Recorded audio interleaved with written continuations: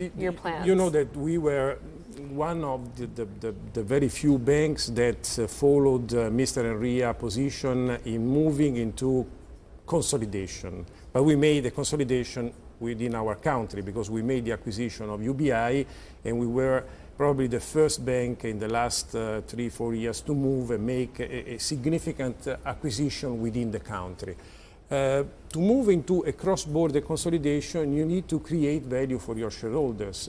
So it means that you have to increase the earning per share, the dividend per share, and to do this you need synergies. So creating cross-border synergies today, it is not easy. So especially if you look at the areas in which investors are waiting for synergies, that is cost synergies. So you cannot sell revenue synergy is something like a dream.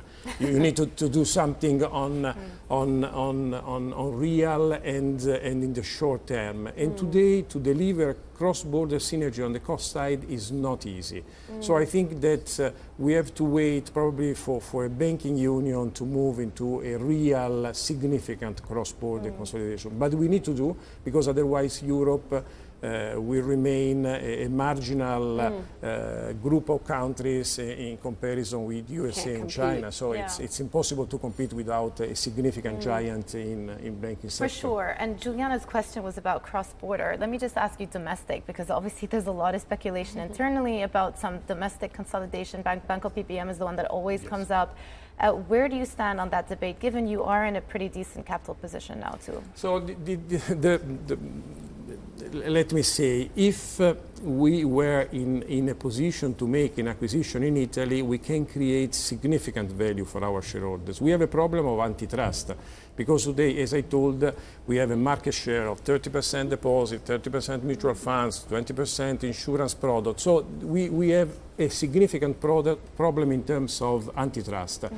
And so this probably is something that will make for us impossible to make acquisition in Italy. Other banks can try to make a job of making combination with the other different names in the country. For Intesa Sanpaolo, it's very difficult. Yeah, let me just ask you, because you bring up this issue of antitrust, like how is the Italian banking's relationship right now with the government? I think many people were surprised in the summer with the unveiling of this banking tax.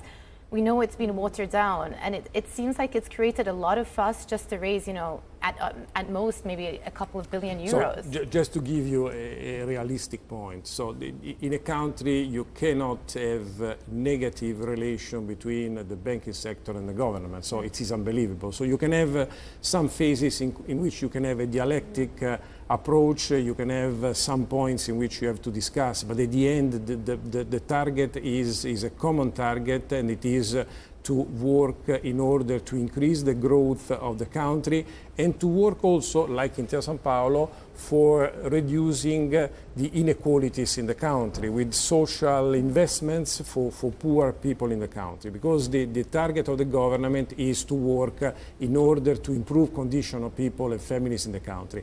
And we decided to move, not to move the tax into reserves, but at the same time we launched a program for social inequality that is equivalent to 1.5 billion euros in order to give money to poor people, donation of money with poor people, and we decided to have 1,000 people working for social inequalities within the countries.